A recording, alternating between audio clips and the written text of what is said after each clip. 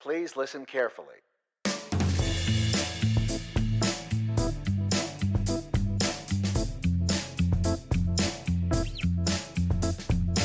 Hello and welcome to the Cultural Stew podcast for the week of February 18th, 2018. My name is Ron Harkins Jr., and I am joined by my co-hosts, Valerie Vidmar. Hello. And Anthony Carter. Hey. We are your weekly cultural media recommendation podcast, giving you our take on what we think is worth carving your time for, and also what we think you can pass on and maybe go out and cut the lawn instead. Warning, there may be spoilers ahead. Today's show, we will be talking about some of the news that we care about. A bunch of trailers came out and a couple new season announcements. The recommendations of the week, I'm going to go into a little sci-fi with Altered Carbon. Big Sick will be tackled by Anthony, and leading us off will be Valerie with The Ritual. And today's stew, we're going to talk about historical depictions, and that will tie into this week's media, which is The Lost City of Z. And then we'll close it out with what's on our radar, what's in our queue, and what we are currently watching. So into the news that we care about. A couple new trailers came out this week. Biggest one that I'm anticipating was Jurassic World, and that was also followed up by Solo. Jurassic World, of course, is another sequel to the Jurassic Park franchise series.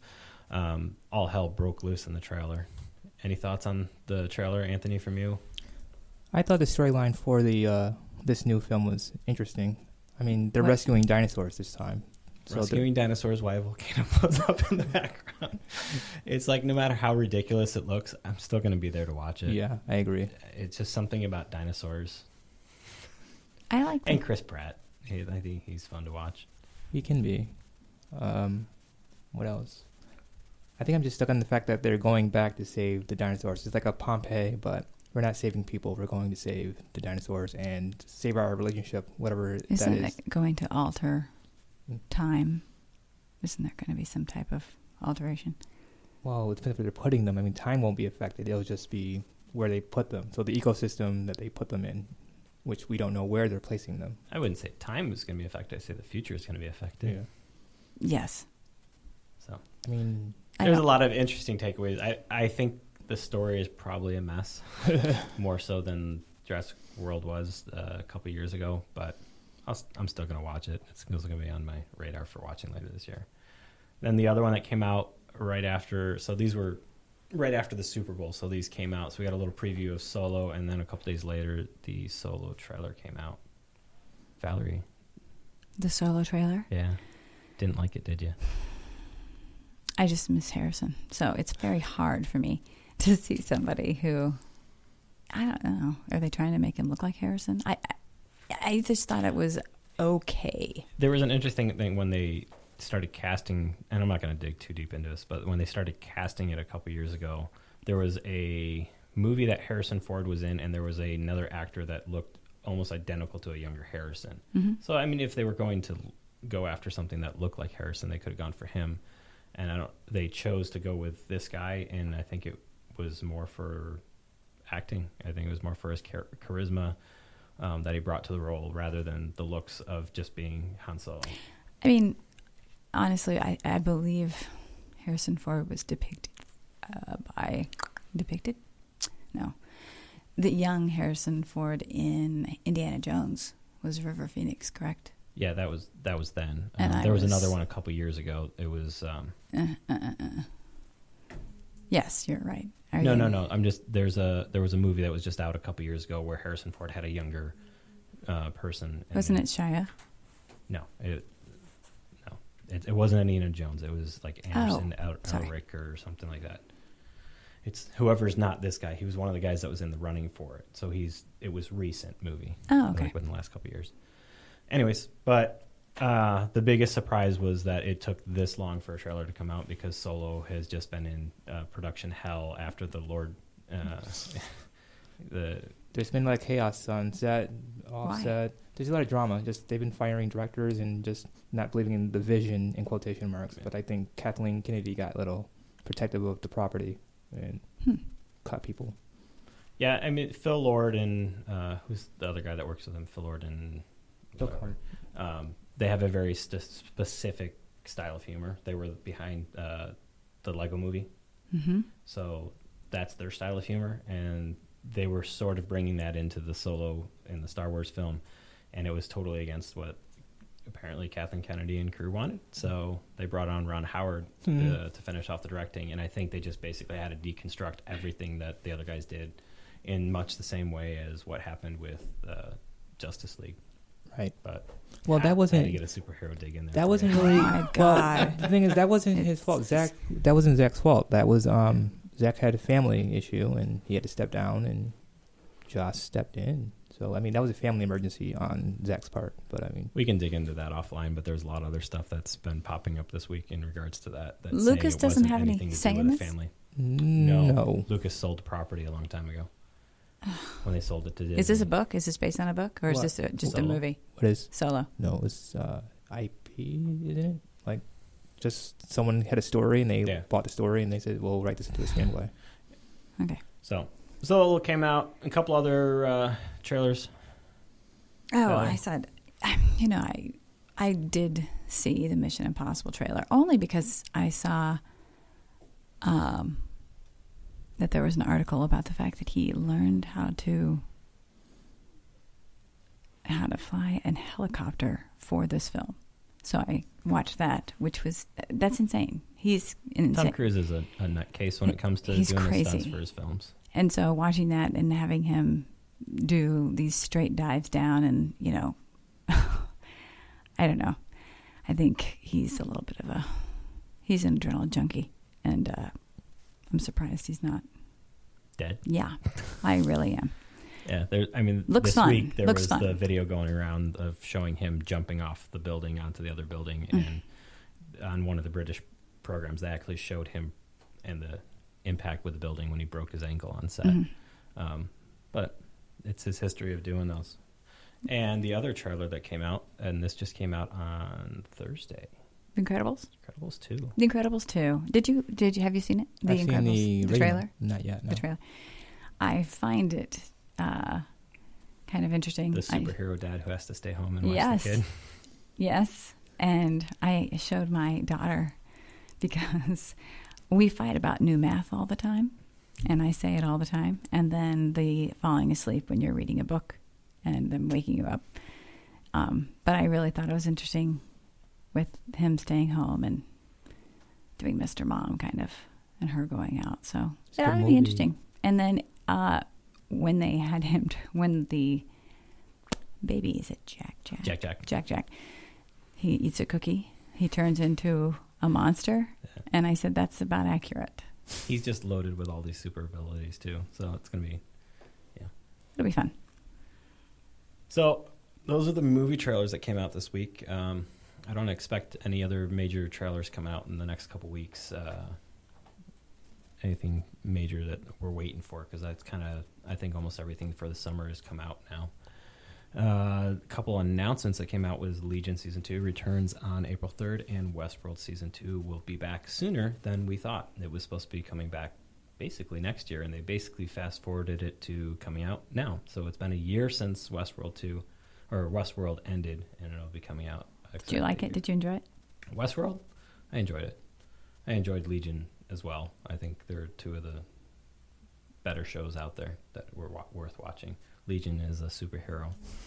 But it's a very good superhero. It's on shocking. FX. That's shocking. But give it a watch. It's very out there in terms of writing, and it does things that most superhero films don't, or it's not a superhero film, superhero shows don't touch. And because it went on FX, they branch out and do a little bit more deeper. Got it. I had was looking up something, and then I realized that one of my favorite books of this last year that I read, The Hate You Give, was going to be a movie. So George Tillman, who's the director, he actually produced Mudbound, just putting that out. And then so I decided I want to see what other books that I particularly read or have heard about were coming out into movies either this year or, as far as I knew, they were all 2018s. Where'd You Go, Bernadette, by Maria Sender, I think that's her last name. I haven't read that. but it's a very popular book right now. Obviously, Annihilation is coming out. Red Sparrow, obviously Ready Player One, which I did read, but I can talk about later. Bel Canto is actually a book that's out, Ann Patchett has done, which I have been kind of waiting for a film version of that. And Julianne Moore is going to be starring in that, so that'll be interesting. What movie was that?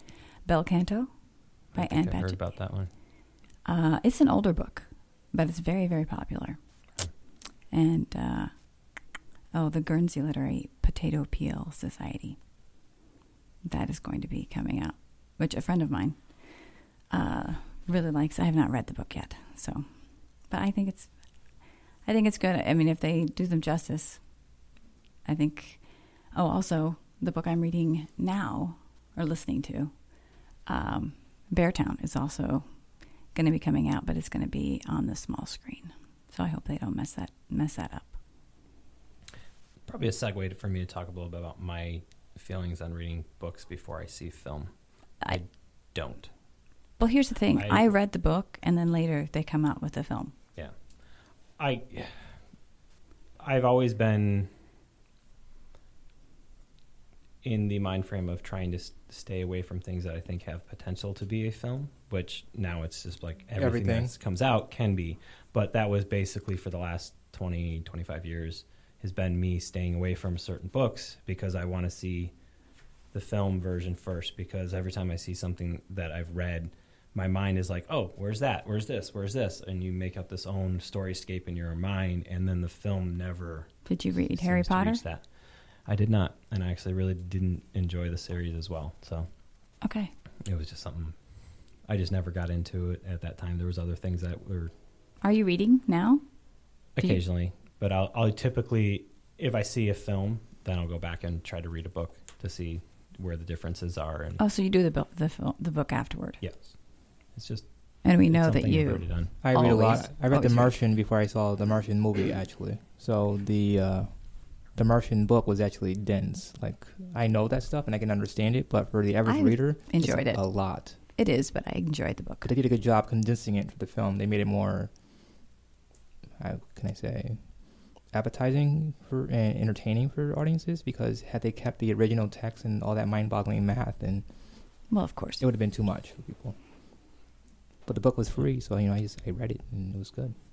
Yeah, and the movie was great. So it's just been my little thing. It's just it's why I don't read a lot of mainstream books. What I am really tied into is more of like historical books, like historical, not fiction, historical nonfiction. So I love reading stuff on American history and reading those. And so I steer myself. There's no movies that come out about anything historical. Oh, there are. Lincoln. But I'm joking you. There is a different expectation, whereas to something like reading Jurassic Park before seeing the movie would have completely changed my feelings on that film, because there is so much that's in the actual Jurassic Park book that has been stripped out of the movie and thrown into the other 2 or 3 movies that came out. Mm-hmm. And I would have been depressed, and I wouldn't have viewed the movie in the same way that I did. So that's my feelings on books. My daughter had her first. She read Wonder probably about 15 times, and then the movie came out. So it was her first experience with going in and seeing a movie after knowing a book, loving a book so much. So, yeah, it can be disappointing. I get a lot of flack for it, but it's just whatever. It's the way my brain thinks. I don't like having to create something in my head only to have it destroyed by seeing it on film. So that's pretty much wraps up all the news, but I wanted to share one other little thing, that starting March 3rd, we are actually going to be moving to a weekly show. So our first weekly show is going to be the Ostrich podcast, and then we'll be moving on weekly after that. And we're also making a new mini show called Moments of Influence that will be in between shows. So look for that starting up next week. Going into our recommendation list, here we are going to each talk about something that we watched this week and whether we liked it, whether we hated it, and take us away, Valerie. Okay, so I wasn't quite sure. The last couple of weeks have been a little tough, so I haven't really been watching too much. And so I brought up Netflix. This was trending. I looked it up, thought it sounded pretty good, so I started watching The Ritual, which came out in 2017. It's on Netflix. The director is David Bruckner, who did Southbound, which I have not seen but got great reviews, and VHS. I'm not sure if you guys have seen that. Sounds familiar, like something I watched a while ago. It's derivative of a lot of movies I've seen. So, although it did pretty well as far as critics go, I mean, it was around 70%, which is not too bad because it's more of a horror movie, I would say. It starts out with college friends reuniting. There is an incident that one of them dies, and one of them plays is witness to it, and there's drama there. So they decide to go. Are we talking about The Ritual or VHS? We're talking about The Ritual. Okay. Sorry, The Ritual. Yes. I have not seen VHS. I was going to say, VHS, the horror to me would be like going to Blockbuster and trying to get that Blu-ray and only being stuck with being able to watch it on VHS. That would be a horror movie. I'd be fine because I have VHS player. So do I. So anyway, so they go on the trip to kind of memorialize their friend. And it's in the Scandinavian wilderness. They take a wrong turn. All hell breaks loose. Basically, they go into a cabin because there's a huge storm.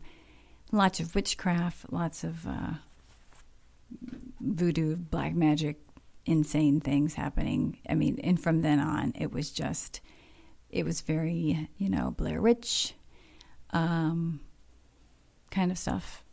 And then it got pretty gory, so I wasn't a real fan of that. And it just kept going and going until you saw there was a monster in the show.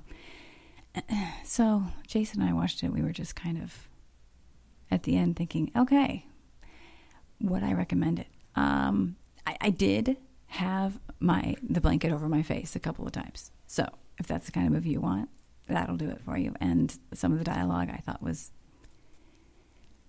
pretty good. I think they were trying to be smart. I think they were trying to deal with some guilt and feelings that surrounded this death. Was trying to be some deep stuff in there. But I would say if you have nothing else to do, you could turn it on. I don't think it's not something that you're going to feel like, God, I just wasted time on. So what am I saying? I'm going to say save it for a rainy day. Okay. Yeah.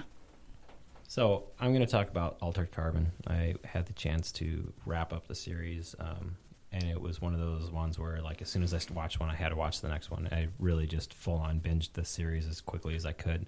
And when I review something, I'm not going to review it on just like, oh, I watched the first episode, here's my review. Right. No, I'm going to review it on the series as a whole. So I'm not going to go into in-depth as to what happened with every single episode. But Altered Carbon, it basically takes place in the future. Not sure exactly the year. I forgot what year they came up to. But it opens up with this scene, a very violent scene, with the character of Will Yun Lee, who will later be known as Takashi Kovac, basically getting blown away in his apartment. And all of a sudden we cut to Joel Kinnaman waking up 250 years later in the future. And you come to find out that he's been re-sleeved. So Will Yun Lee is now Joel Kinnaman.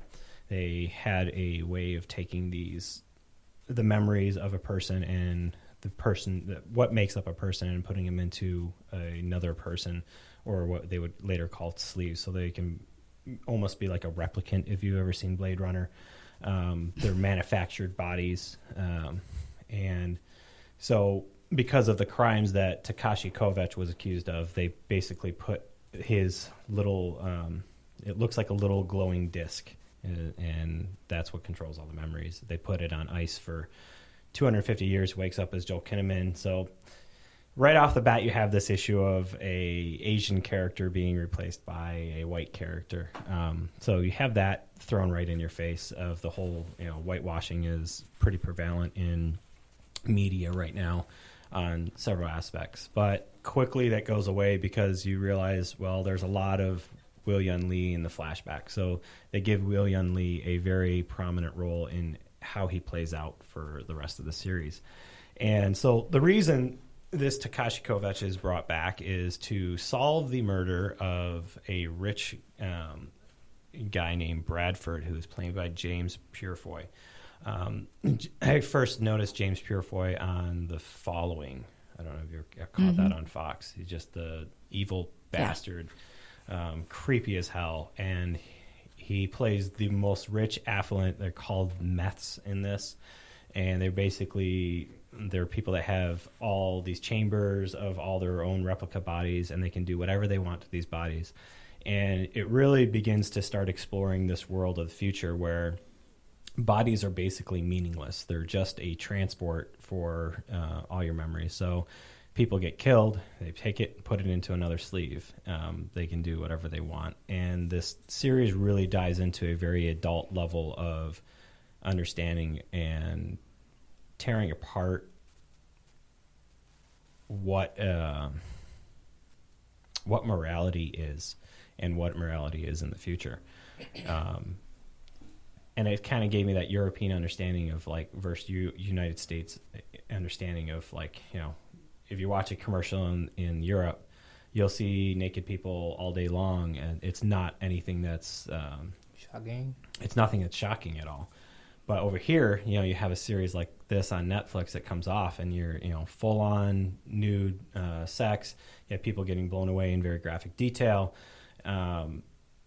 realizing how much morality has played in the way our viewership is here, and it throws that in your face constantly over and over and over to the point where you really become desensitized in the show and you stop thinking about it and you just realize, yeah, it is really just a show about these people's memories that just keep getting used over and over and over again into... They never use the word soul. Not really. I forgot what they actually call that. It's like a disc. You know, it's basically like inserting a flash drive into somebody in the future. So everybody gets an upgrade. You know, they have this scene where basically a husband and wife fight each other to the death, and whoever wins gets an upgrade to their sleeve. So they get a better body, they get a better face. But by the time you've gotten to that point, you've gotten used to the whole series and the way how everything is, so that the actual physical bodies that you're seeing, you're like, okay, yeah, these aren't real. But to Takashi Kovacs, who's now been brought 250 plus years in the future, this is all like, wait a minute, these are people. Why are you doing this? Why is everybody going there? But it explores him trying to, long story short, solve this murder, but in actuality of him trying to discover what happened to him and how he got there. And it's got plenty of twists and turns towards the end. The vibe of the whole show is, like I said, it's very Blade Runner. It's very futuristic. I really enjoyed that aspect of it. I think the CGI is top notch. I think what they do with it. Joel Kinnaman is very strong as the lead character. I think Will Yun Lee, every time they bounce back into the flashbacks, is terrific. And it'll be interesting to see what they do going forward with a season 2, because how they left it was very like, oh, who's gonna be Takashi going forward? Is it going to be Joel Kinnaman or is it going to be Will Yun Lee? Because it can be either one of them. How they set it up with the whole, like, anybody's sleeve can go in anybody. So did he have any reaction? I'm sorry. Did he have any reaction to himself the first time he saw himself in the mirror? Was there any reaction? It's right at the beginning. And this is going to be the first time I'm not going to actually like try to put too many spoilers out there as to it, because I think they really affect your viewing of this going forward.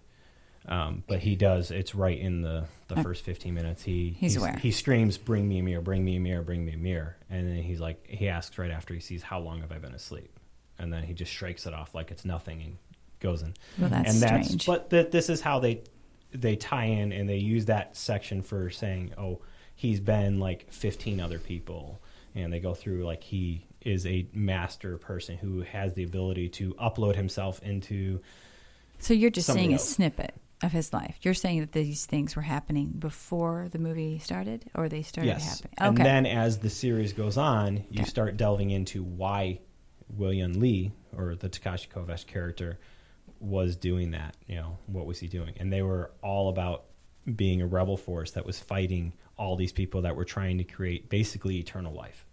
That's what it's about, these meths, these people that continually use the sleeve, use the disc over and over. And the richer you are, the more you get to be able to do that. And everybody who is not rich becomes this class of people who are just basically throwaways. Do people work? Yes. Okay. But to different degrees. So it's a series I highly recommend. It has many layers. You can sit here and talk about it. I mean, this would be something that maybe on a later episode after the both of you have seen, we could talk about in depth. It's just a high recommend on my list. I thought it was a well done series. It has its faults, but you know what? If Blade Runner never existed, this would fill that space by itself. But the fact that Blade Runner exists, I think this can exist separately.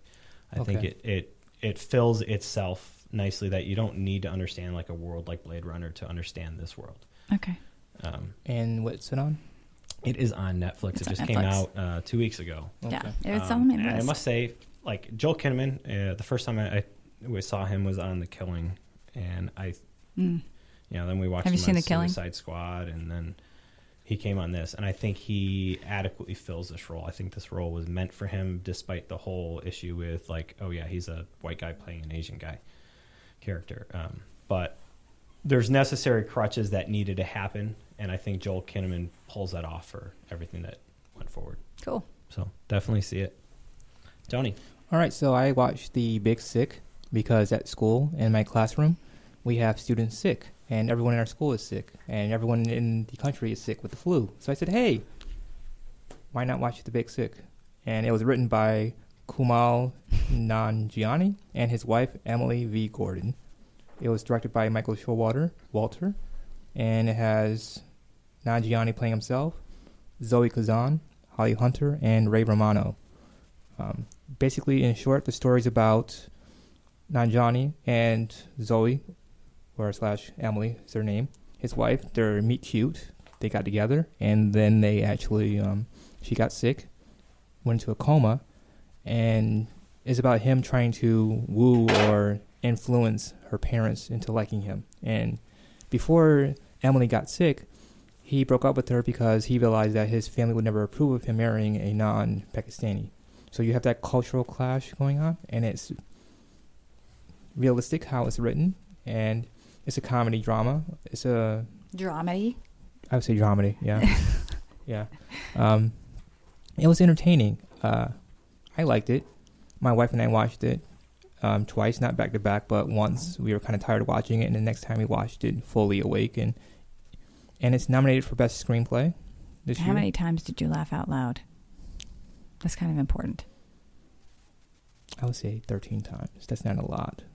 Well, it's better than 2. It's more physical comedy or physical looks. I'm more about not what verbally is being said, but about, how people physically react. Right. This has been in my queue for a little while. I was actually going to watch it yesterday, but I got distracted by another movie we had to watch. Right. We'll get to that. But the reason it was in my queue is because the podcast I was listening to at the time had mentioned that it is one of the most realistic in terms of how argument conversations go in adult situations. I would agree with that. Yeah. Okay. Really? Being a screenwriter, it is hard to write realistic dialogue to begin with. Not for me, but for other writers. But having an ear for how people really talk. There's another film I watched recently. I think, Ron, you mentioned watching it. The Ben Stiller film with... the Meyerowitz stories. Yeah, Meyerowitz stories. Yep. I saw that. Noah has a good ear for dialogue, and he also has good ear for rhythm and how people communicate. And there's a lot of times where Dustin's character, the father, and Ben are talking, or just Adam Sandler are talking, and they're overlapping each other. They're talking, but they're actually not listening. They're trying to get their point across, and he's trying to get his point across, and they're just overlapping. And that's real life. People do that. They talk over each other, under each other. And I feel in this film, we had real awkward pauses like they would be in real life. It wasn't like, oh, we're going to stop and take a beat. It's like, oh, well, this is awkward, and my eyes are going to look weird, and we're going to pause and move forward. I enjoyed the writing a lot. It's new. It's a new take on the meet-cute romantic comedy genre, which is nice. Not just, oh, we meet, we love each other, we have fun, then we break up, and then we get together. It's We meet, we break up, she's sick. Now I have to get her back, but her parents are the barrier there, and this is like a life or death situation we're dealing with. But it was good, and Zoe always impresses me in everything she's in. She's a good actor, and Nanjiani, I've seen his comedy, so it's good to see him do something that's not comedy, but he wrote it with his wife, so it's a passion project, and I enjoyed it. I would recommend it a lot, actually. I think I've only seen him from Silicon Valley. I think that was the show He's definitely branched out from Silicon Valley in a good way. So it's a recommendation for you? Must see, yes. Must see. Awesome. Got it. Okay, we're going to take a short break, and we'll be right back with our topic and media of the week.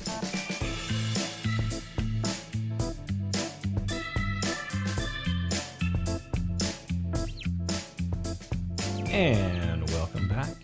Today we have a interesting topic and movie.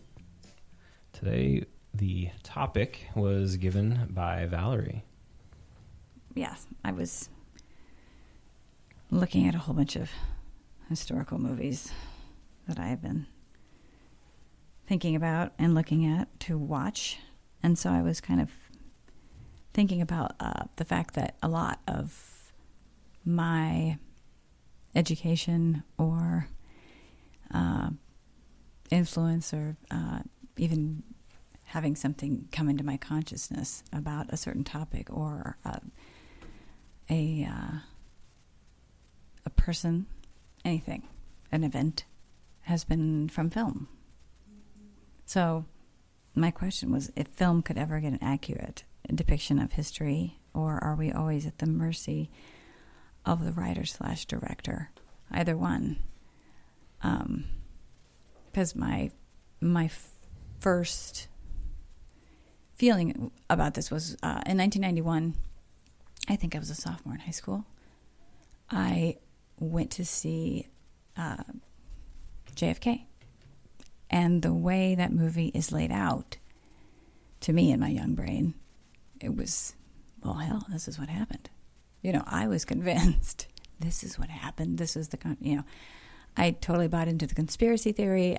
He did a good job with that. And I thought for years, that's kind of, I know that sounds maybe silly. I just really bought into the whole thing. It was also the first movie that I passed out in because they had actual footage of JFK being, and they kept showing it over and over. And because I knew it was real, I just got up and left. And I watched a lot of movies in history class. Did you guys watch any movies in history class? Did you? I don't remember seeing any movies in history class. I think it's because my mother was my history teacher, and she's also a lover of film, and she is very picky about showing certain things, but she shows, we watched Roots, and we watched Schindler's List. We had to have notes from our parents signed to make sure that we could watch some of these things, but I think she just wanted to make sure that people understood, look, these are the types of things that were happening, and they may not be exact, but you're at least, and what is the word? Informed, or you are given the tools to explore. I mean, you're seeing it, you're hearing it, you're understanding that this actually happened. I mean, sometimes people don't even know anything. Going back to your question is, can a film give us an accurate depiction of history? To me, I'm going to say, even if it's a documentary, it's difficult. I feel that being a writer or knowing how directors can swerve around a story, they want to put a film out that's going to sell. I think you're also at the mercy of, you hear the old adage, history is written by winners. You hear stuff like that, and you hear that there's more than just the people who won and the people who lost. There's also the actual story, which is somewhere in the middle. And you have directors that are trying to navigate that, but they're getting their stories from the writers, and the writers are whether you're going to be biased on as to what side of the story you're going to be following on, but also a lack of information. Right. You can investigate the history as much as you want. 2 years later, there could be new information that makes, okay, well, that actually didn't happen. Right. Oh, this didn't happen this way. But you're at the mercy of, when you're talking about a feature film or something like that, you're condensed with time. So how much are you going to put into it that's going to shorten it to fit in that time frame? What are you going to add to it that actually gives it that little bit of dramatic movement? Because, sometimes history is pretty damn boring and, like this happens and this happens and this happens, but there's really no smooth connection. And that's where the writers and sometimes the directors step in to kind of flex it a little bit. But I think you gave a prime example, like Schindler's List. You got Schindler's List, you got is something that's high up there. Like I can't even imagine the atrocities that happened. But if you were to put a finger on it, that's got to be pretty damn close. I know the research that he put into it, but here we are. How many years since that came out? That was 93. 93. So we're 25 years later, and there's a whole subset of people saying, "Oh no, that didn't happen. That's not what happened." And it's like, well, where do you go from here? I mean, there's growing up, I had the fortune to. My first historical film was Glory. I saw that in the Kodak Theater when Kodak premiered it there, and that got my interest into history a lot. I couldn't read well at that point. I mean, I was young, so up until I think about junior high, I watched a lot of historical films to get my history because I wasn't really into reading at that point a lot. It was just, hey, this is about history. I'll watch it, and I don't have to read the book. But then a lot of things came out, and I'm like, wow, that doesn't seem realistic to me. So I started reading more historical books, and then I began to appreciate what writers do, the novel writers and the screenwriters do.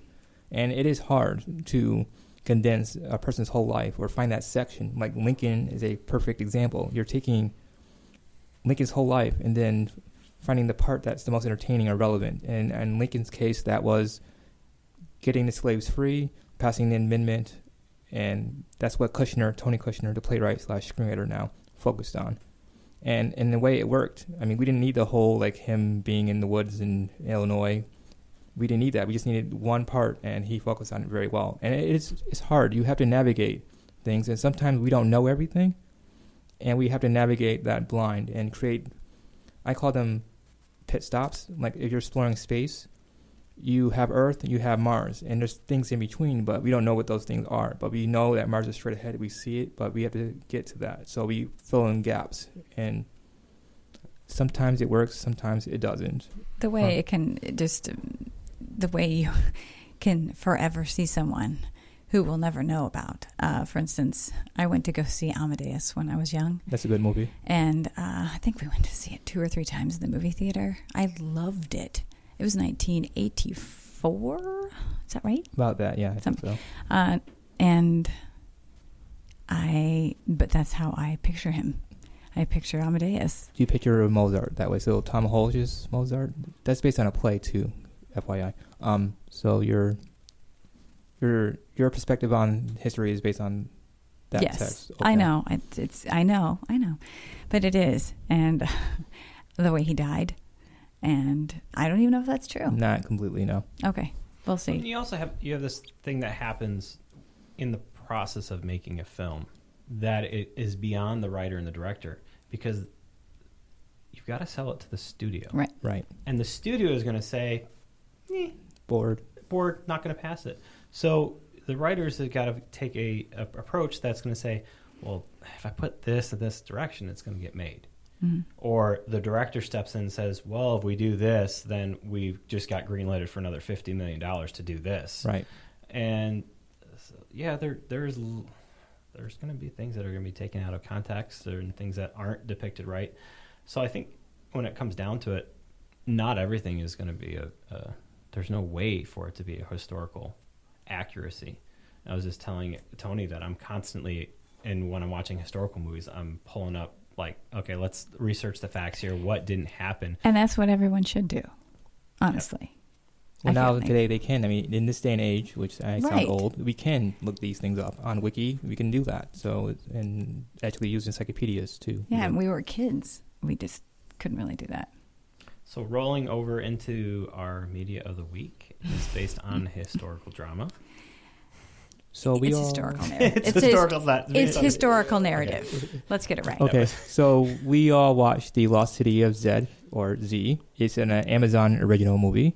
It's written and directed by David Gray. Has Charlie Hunnam, who was in Boys of Anarchy, you said? Sons of Anarchy. Sons of Anarchy. And also, was he in Pride of Prejudice? No. Wouldn't know that. Robert Patterson is in it, which he's been doing a lot of good work these days. Sienna Miller, Tom Holland, or Spider-Man, and Ian McDiarmid, or, Palpatine, Emperor Senator Palpatine. I saw that. I'm like, oh, it's Emperor Palpatine. Which one was Spider-Man?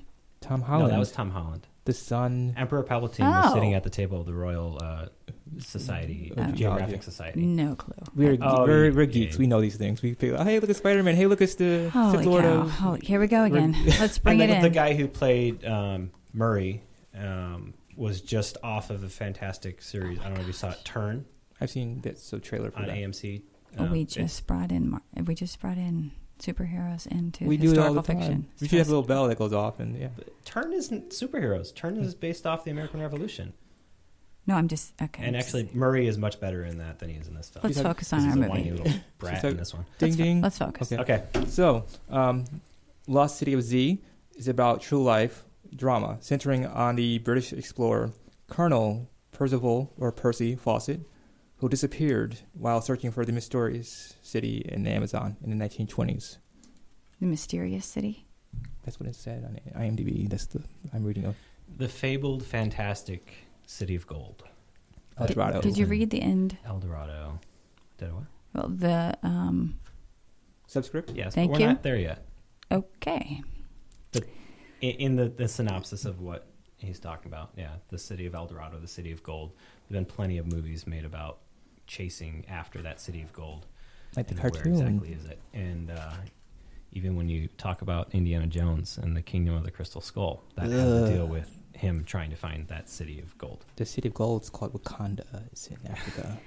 Okay, so James. So we talk about superheroes. So James Gray directed this movie. He came under fire a lot for its historical accuracy, which he answers to. This movie was shot in his historical accuracy of it being accurate, or in it being very misleading. Misleading. Okay. But he's saying, I'm not doing a documentary. I mean, I'm doing historical narrative. I'm just telling a story here. I can buy that. It was shot in 35 millimeter. Awesome. So it's beautiful. I thought the shots are beautiful. It's very character driven. I know that some would say slow. However, I like the whole story build up. I don't like when people are rushing it. I liked the whole them talking, the conversations that he was having with his wife and making these decisions, and then when they're in the jungle, all the things that they went through. There's great visual choices. I thought that when you're looking at the movie, I was just thinking, how much money did they throw at this movie? Because it looked beautiful to me. Well, they shot really in the jungle. That helps the production value immensely when you shoot on location and not use CGI. So that's a bonus. A very big bonus for me. I thought it was, he was like in the pursuit of the sublime. I mean, he kind of went a little nutty. Are you saying that he went really nutty? He kind of did. However, I think that a lot of movies that deal with somebody in the pursuit of something, they do go a little nutty because that's their main focus in life. I mean, that becomes what they have to. He went on an expedition and found some clay pottery that he felt that was from natives that were there, and was laughed off, saying, I don't think that you actually know what you were seeing because white men can't. It was more about xenophobia, but not even xenophobia, is prejudice, plain blank. And it's just the English thinking they're superior in a way that they, not so much anymore, but kind of do have that entitlement attitude. So anything that they even said in the film, oh, well, do they worship the same God we do, or do they understand? And they were just downing him. And it also deals with his wife, her feelings about being at home, her feelings about when he wants to go back out. And she says she's ready. She wants to go with him. She wants to have this experience. And he shuts her down. And the feeling of the fact that, you know, he can make this decision for her. She's staying home. She needs to be at home. The fact that they even had that conversation, I thought was important to show that she had these dreams, that she was adventurous, that she wanted also to have, you know, the search for this sublime, have that experience with her husband. And I can totally understand that feeling. I'm going to step in here. Okay. It's not that I have a problem with things being slow. I have a problem with things being boring. I can watch plenty of things that are slow, but they have to take me somewhere. And this movie never took me anywhere. It was plotting. It was just boring.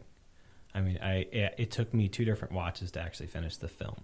And that happens very little. Usually I just put something on, and I've watched some crap in one sitting. This, I was, after 10, 15 minutes, I turned it off, and I put it back on yesterday as I was recovering from a run, just to, like, put something on.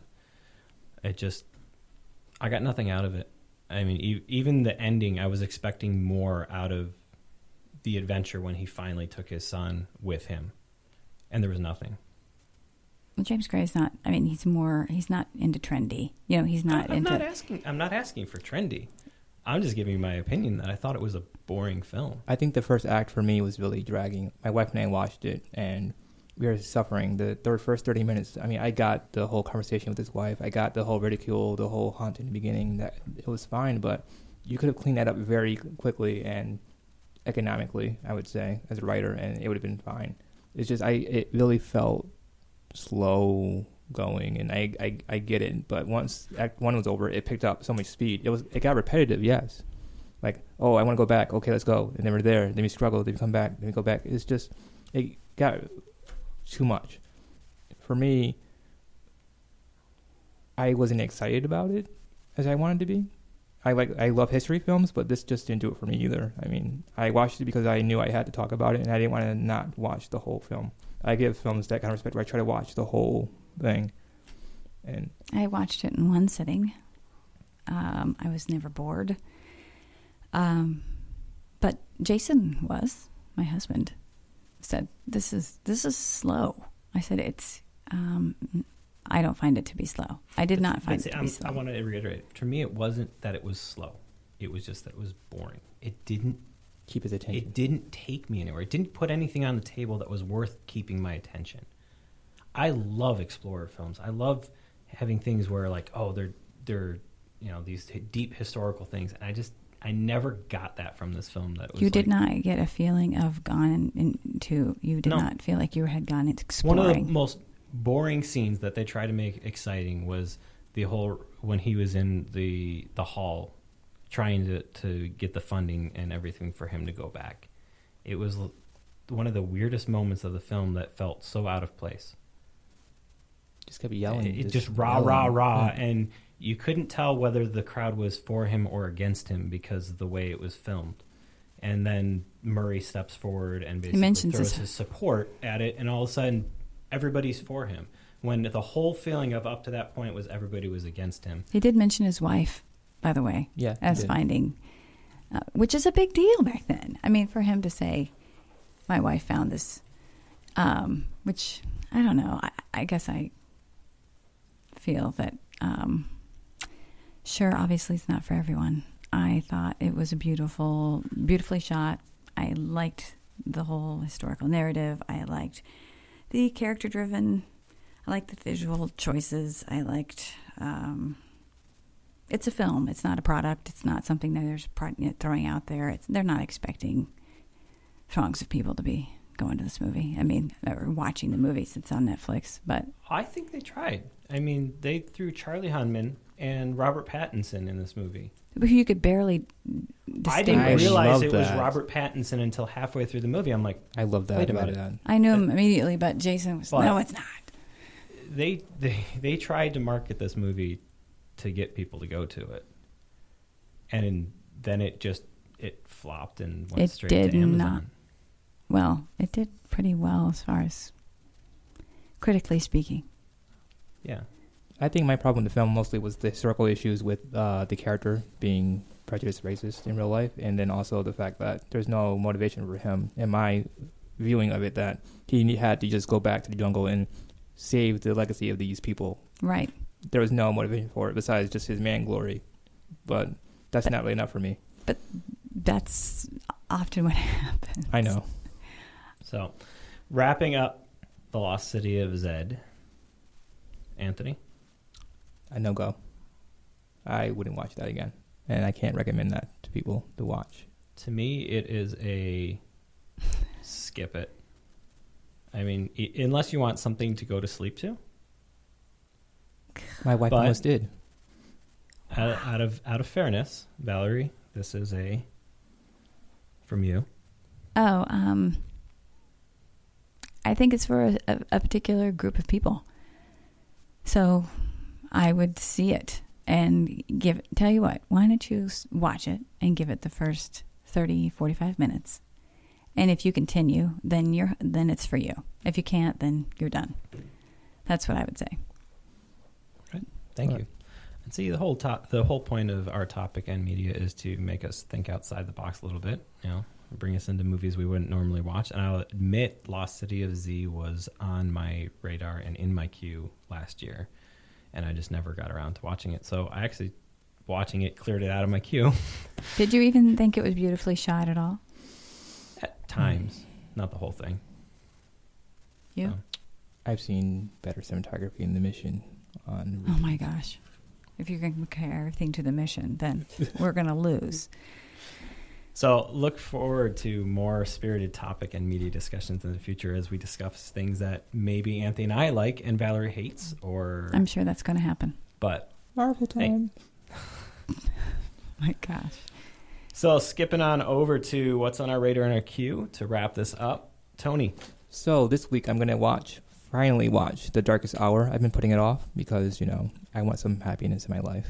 It's not gonna be a happy movie, but I like watching good acting, and Best acting of the year. yes. Best acting of the year.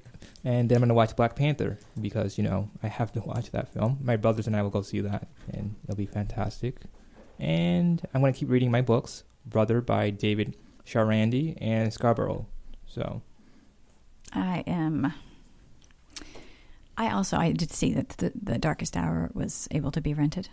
So I'm going to be watching that. And I'm going to watch ALLRED by Gloria Allred. And that is, I believe, I think it's on Netflix. My good friend Leslie, she recommended Man in the High Castle. Have you heard of it? my wife's seen that. I've seen is it two seasons so far, or has it just been one? It's just, season? I think it's 2 seasons, but Okay. she's Yeah, I so saw both excited, seasons. about me watching it. So I promised her I would start it today. It's got some good moments in it. It's I'm, interesting views. I'm excited. And then Altered Carbon, this obviously, I'm not going to get to all these. Altered Carbon was on my list, and The Alias, if I can start it, but I also need to finish. I have about 5 hours left of Beartown, which is excellent, the book I'm reading. So I, on Valerie's recommendation, watched Wormwood, the Errol Morris. This was not on my queue. Valerie had mentioned it at the last show. I decided, why not? And then she reiterated, oh, watch Wormwood. So I watched Wormwood. well, I was going by the trailer. I was. And this actually turned into an interesting documentary style film that I actually appreciated the filmmaking style a little bit more so than the actual story. And I now want to go back and look and see some of his other documentaries to see what they're like. He's got a very unique style of presenting. I did start it at 10:45 at night. I may have been way too tired to watch it. In terms of slow, it is very slow. And it's purposely slow in drawing out this, taking a story and then this just one dragging gets it to be purposely slow. No, I'm just saying it's deliberately made that way. The other one was deliberately made slow. It just was boring. Oh, my Lord. So, God. Wormwood is for a very specific group of people that like documentaries and people talking about. It's about LSD, yeah? LSD. Well, yeah, it's about one of the scientists at the beginning of the CIA taking LSD and the events surrounding that and the cover-up that ensued. So it's a little bit conspiracy theorist type thing going on. But again, if you're in that documentary group, it's a recommendation. If you're not, stay far away from it because you probably won't get anything out of it. I watched the Cloverfield Paradox. I'm just not even going to worth spending time. It sucks. Don't even watch it. I'm continuing to watch The Alienist. Love Daniel Bruhl. Love Luke Evans. I think this series is really good. The first episode was kind of wish-washy for me, but as it's been going on, I'm just like, yeah. Will you read the book after? Probably. Okay. It's one of my friend's favorite books ever. I'm really enjoying it, though. I love watching series and stuff that are set in specific time periods and then watching them embrace that time period with everything they can at it. There are a lot of modernisms that have been thrown in there that are kind of like take me out of it every once in a while, but so far it's on my recommendation list. Wrapped up the fall season 3, watched Black Panther. What did you think of The Fall? The Fall? The Fall, season 3. Let's talk about that some other time. Let's do. Okay. Yeah. That deserves a little bit more in-depth talking. Watch Black Panther. We're going to talk about that in a future episode. Finally got around to seeing 3 Billboards. I also have Lady Bird sitting in my queue ready to watch. Probably watch that tonight. Next guest, Big Sick, Everything Sucks, and Full Metal Alchemist are things that are up in my queue to watch this week. Are you going to watch Lady Bird with your wife? Yes. Okay, good. Yeah, we were going to watch it last night, and we got distracted by something else. I would like to hear what she has to say, too. Did you like 3 Billboards? Me. Okay. I thought, what's his name was an ass. Woody or Sam? Sam. What did you think of the screenplay? Dead silence. This wouldn't be on the best picture list for me. I thought it was a well-made film. Right. But, I mean, this is not a... So it's a gimme, basically. Is that Martin? Wow. Yeah. Credit. And, wow. Yeah. What? I nothing. I saw it, was just loved it. Loved it. It was well done. I mean, I think it was crafted to be a Oscar contender. There was certain things that were done in a certain way. For Francis and Sam? Yeah. I mean, you take certain actors and put them in certain places and you write it specifically for them, it's going to shine. Yeah. So, but it's a recommendation list. But that is my queue and radar this week. So with that, we are going to wrap up the show. Tony, where can we find you? I'm on social media. I'm on Facebook. You can just look me up by my name. And I'm on Twitter at SMTORCHIO. And Valerie? I am on Twitter and Instagram at PennyLane64. And I am at GF Media pretty much anywhere. You can find us at culturalstew.net, culturalstewnet on Twitter, or Cultural Stew on Facebook. The music, the intro break music, is Please Listen Carefully by Jazir, which is available through the Creative Commons license from freemusicarchive.org. We're going to take you out on Until the World Ends by Martin Karlberg, courtesy of Epidemic Sound. Catch you later.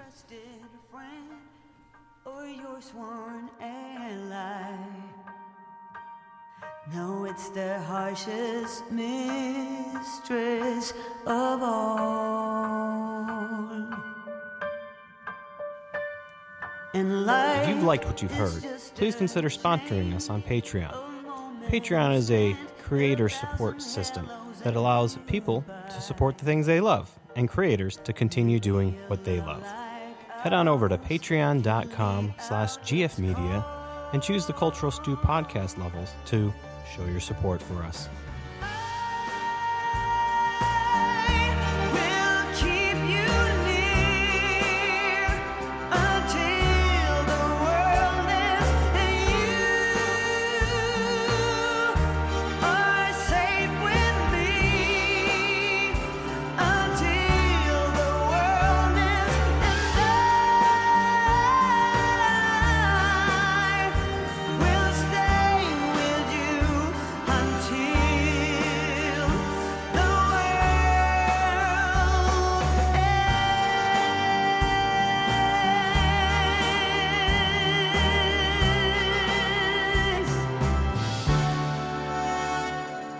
Seasons come and pass, one after the last, and along we go.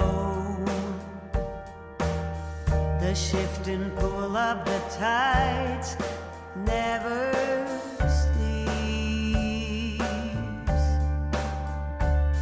But if I had a boat and oceans to cross, then I would sail them.